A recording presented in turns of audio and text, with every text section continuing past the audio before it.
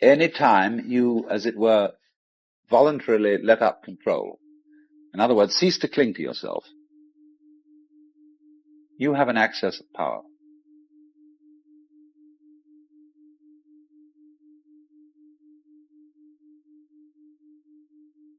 I don't know what I want. Well, when you don't know what you want, you've reached the state of desirelessness. When you really don't know. But you see, there's a beginning stage of not knowing, and there's an ending stage of not knowing. In the beginning stage, you don't know what you want because you haven't thought about it, or you've only thought superficially. Then when somebody forces you to think about it and go through and say, yeah, I think I'd like this, I think I'd like that, I think I'd like the other, there's the middle stage. Then you get beyond that. Say, is that what I really want? In the end you say, no, I don't think that too. I might be satisfied with it for a while, and I wouldn't turn my nose up at it, but it's not really what I want. Why don't you really know what you want? 2 reasons that you don't really know what you want. Number 1, you have it. Number 2, you don't know yourself, because you never can. The Godhead is never an object of its own knowledge. Just as a knife doesn't cut itself, fire doesn't burn itself, light doesn't illumine itself. It's always an endless mystery to itself. I don't know. And this I don't know, uttered in the infinite interior of the Spirit, this I don't know is the same thing as I love, I let go, I don't try to force or control. It's the same thing as humility. And so the Upanishads say, if you think that you understand Brahman, you do not understand. And you have yet to be instructed further. If you know that you do not understand, then you truly understand. For the Brahman is unknown to those who know it, and known to those who know it not.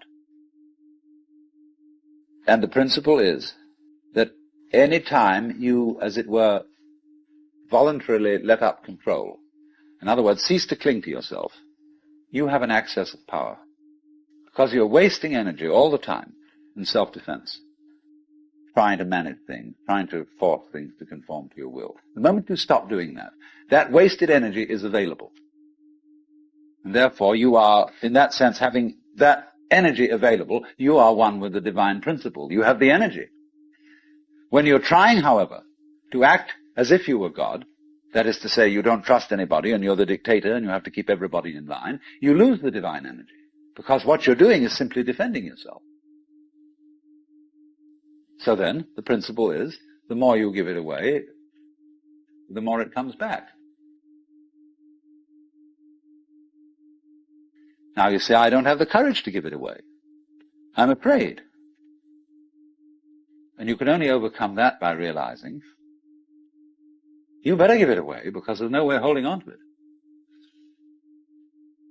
The meaning of the fact, you see, that everything is dissolving constantly, that we're all falling apart, we're all in a process of constant death, all falling apart. Everything is. That's the great assistance to you. See, that fact that everything is in decay is your helper. That is allowing you that you don't have to let go because there's nothing to hold on to. It's achieved for you, in other words, by the process of nature. So once you see that you just don't have a prayer, and it's all washed up, and that you will vanish and leave not a rack behind, and you really get with that, suddenly you find you have the power, this enormous access of energy. But it's not power that came to you because you grabbed it. It came in entirely the opposite way. And power that comes to you in that opposite way is power with which you can be trusted.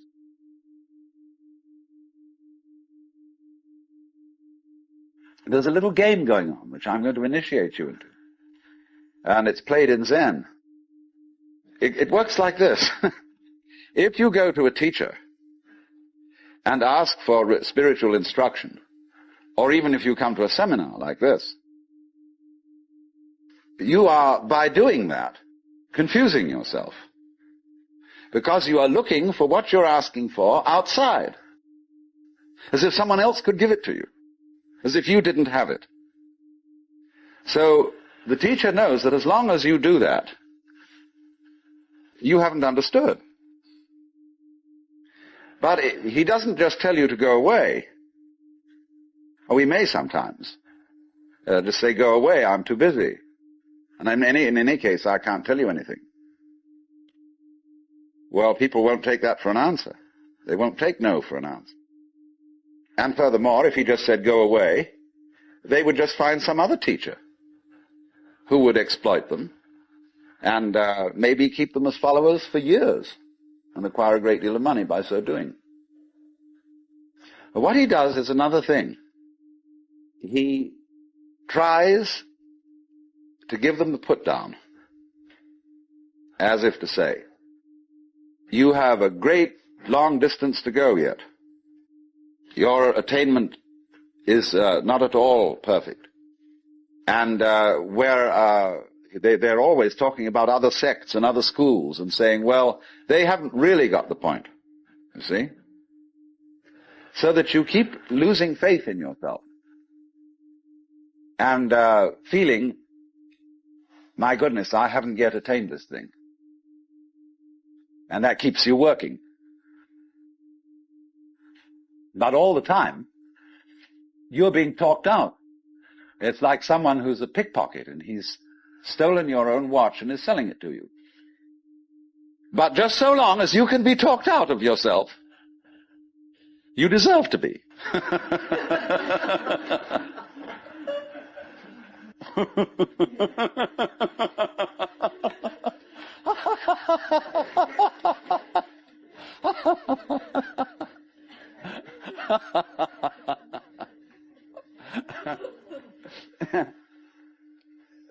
Now, you become very aware of this. If you ever do momentarily slip into some sort of mystical experience, you become aware of this tremendous gamesmanship going on. And you see it as sort of continuous with all sorts of cosmic games that are going on, of creatures eating other creatures up, and the creatures that get eaten, of course, transform themselves into the creatures that eat them, and then in turn eat other creatures. And you see the whole hide-and-seek game going on, and then you realize very clearly that the state of development that you are in now is no better and no worse than anybody else's state. Because it's like space again. Which planet is in, or which star is in the best position? Well, it's all equal. They're all in the middle. Any one can be considered as the center one. Any point on a sphere is the center of the surface of the sphere. So, in the same way, everybody, in all his behavior, whatever he's doing, whether we call him from a certain point of view sick, or whether we call him healthy, whether we call him good or bad, neurotic, normal, psychotic, sane, all the manifestations are just like the leaves on the trees. And in each being in a unique way is, as Christians would say, manifesting the will of God. So, there really, from that point of view, you see, there is nothing to do to attain Buddhahood. Nothing at all. But you see, that's very difficult to understand, because a lot of people, when they hear that there's nothing to do, try to do nothing. And you can't. Because you are karma, and karma means action. You can't do nothing. But the thing you're looking for, or think you're looking for, is what you're doing. Is what's called you. Only, of course, as we all know, we've got ourselves into the idea that oneself is so difficult to see. Because it's like, as I've often said, trying to bite your own teeth or look into your own eyes, and you can't find it. It's always behind. It's like your head is, from the optical point of view, a blank space. Neither light nor dark. It's right in the middle of everything.